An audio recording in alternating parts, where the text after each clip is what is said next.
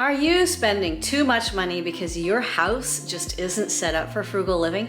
Well, I got you. Let's talk about 7 household tips that will help you save money right now. And watch all the way to the end for a quote from someone who is a viewer favorite. Don't miss any of this. Welcome, I'm Amy, and here at the Frugal Diaries, I give you tips and tools for frugal living. Para mis amigas de habla hispana, bienvenido y espero que disfrutan de este video. Let's go. Household money saving tip number 1, declutter. I talk about this a lot. In fact, very recently I took you with me on a decluttering trip, and I have a whole video on how to declutter for those of you who might need some extra help and guidance on getting started. Decluttering is something that I do on a regular basis. Even though I feel like I live a pretty minimal, frugal life, I live a life, and over time we accumulate possessions. Now, we have had some interesting conversations about this in the comments, where some folks who are not interested in ever acquiring possessions have difficulty understanding, and others on the other extreme feel like that the only way to be frugal is to save everything that they ever get into their house at all times. Most of us live somewhere between those two scenarios, but wherever you are, I guarantee you there's something that came to your mind when I said declutter that you started thinking, oh yeah. You know, I don't even know what's in that drawer or that shelf. Or I am, as I'm recording this, I'm looking over there where I see DVDs. I don't remember the last time I watched a DVD. I could clear out those DVDs and probably the DVD player. I don't know if it even works anymore. It might. I could clear out a whole little cabinet just today if I wanted to. There is something that you can declutter, even if it's something small. And decluttering helps you save money in a couple of ways. It clears out space that you can then use for things that you actually need to do in that space. It helps you discover hidden treasures so that you don't go and repurchase things that you later discover that you already had. That's a really important direct money saving thing. And also, some of you love to sell things that you declutter. We've had many conversations here on the channel about you folks loving to sell things or even donate them to community services where they can then be given to people who need them and who can use them. So decluttering benefits you in the moment because it helps you clear out your space. It's a powerful tool for saving money around the house right now, today. What's the next thing you're gonna declutter? Number 2. Keep your receipts and collect rewards points off of them. There are many ways that you can use receipts that you already have to collect rewards points. My favorite is an app called Fetch, and I always leave a link in my description box because I love to use Fetch and I love to share it with you. In fact, if you download the app, you'll get $2 free and it doesn't cost you anything. But if you have receipts, think of that rewards app that you have on your phone or get Fetch and snap the pictures of those receipts and collect your rewards points. It may seem like a small thing, but it feels so good. In fact, I have a small stack of receipts I need to go through today when I get done making this video, and it's gonna get me just a little closer to a free coffee at my favorite coffee shop. I love collecting rewards points. Tell me, how do you collect your rewards points? Have you started using Fetch because of my link? Do you like it? There are lots of others. There's a really long list. What's your favorite? Let's share down below. And remember, anytime you're decluttering, get those receipts and collect your rewards points. Number 3, on a regular basis, inventory your kitchen. This comes to us from viewer Doll, who also took the February Frugal Living class and described in the class the process that she goes through to inventory her pantry, her freezer, and her refrigerator. And the idea is not to judge yourself for things that you have that you wish you didn't have. The idea is also not to do a major declutter right now, but the idea instead is to go through what you have. Make a note of what is there that's good, and if something is bad, get rid of it. Just throw it out. Don't worry about it. Remember, oh, that didn't work. I didn't eat it up in time. I won't repurchase, or I won't repurchase that size of it. It gives you information about what you can do. It also gives you a chance to notice that I actually do have stuff in the house that I can eat for dinner. Or perhaps, oh my gosh, when was the last time I went to the store?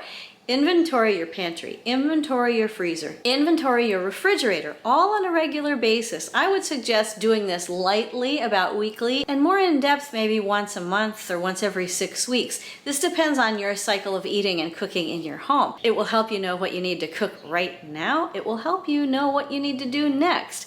It's a great money saving tip because it gives you so much information about your history and your present and your future with the food in your life. So inventory your kitchen. Now, if you have inventoried your experience on this video so far and you've enjoyed it, I hope you'll give it a like and consider subscribing and hit that notification bell so you'll get notified first of new videos. If you would like to contribute to the growth of the channel, click the link below for Buy Me a Coffee, where you can make a one-time contribution or you can become a monthly member. And I want to remind you, or tell you if you're here for the first time, we're going to be doing a community savings challenge in April. Details will be coming here on the videos and on the community tab. Let's save money together. All right, back to the tips. Number 4, meal plan. This goes along with inventorying your kitchen because you're going to discover stuff and you're going to say, I should cook that today. And then you're going to discover more stuff and you're going to say, I could cook that next week. Well, while you're thinking that way, sit down and write out a meal plan. Now, I used to meal plan breakfast, lunch, dinner, and snacks because I was raising a family and we were very busy and I needed to make it that specific. And I planned a main dish, a side dish, a fruit, a vegetable. I planned all kinds of details. These days, my household is much smaller and I just plan for ingredients. And so meal planning for me is not so much planning on this day, I shall eat this thing, but it's over the course of this week, I'm going to use these ingredients in this way. And it's been a great change for me. So if you have always had a large household with a detailed meal plan, and now suddenly you're like, hang on, I don't need that much detail in my life. Think about ingredients. I love Lisa Bryan's YouTube channel, Downshiftology, for this. She talks a lot about purchasing and prepping ingredients so that you can have several different kinds of meals based on those ingredients throughout the week. And she has a great way of thinking about using fruits and vegetables. Some of us have been having a conversation about getting more fruits and vegetables into our diets and how to do that economically. She has a way of explaining how to prepare ingredients so that you can combine them in different ways according to the mood of the moment, and the food doesn't go bad.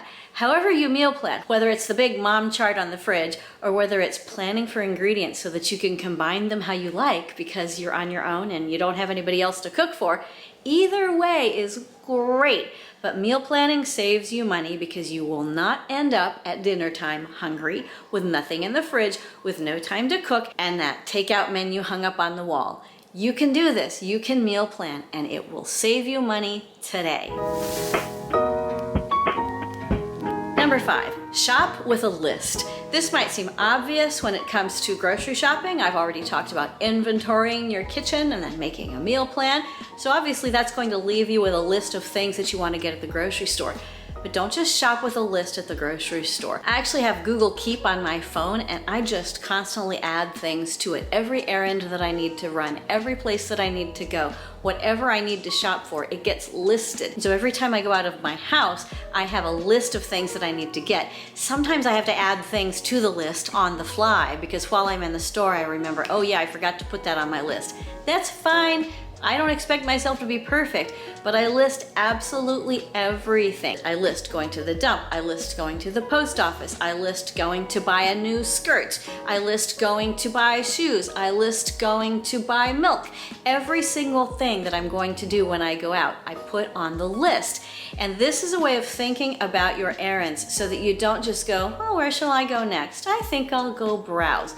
We don't need to browse, folks. When you browse, you get stuff into your house that you didn't need, that you don't really want, that clutters it up. You've spent money, you're feeling guilty, and then to feel less guilty, you end up going and spending more money and bringing more stuff into your house to feel less guilty. Then you feel more guilty. The cycle repeats itself. Do the opposite.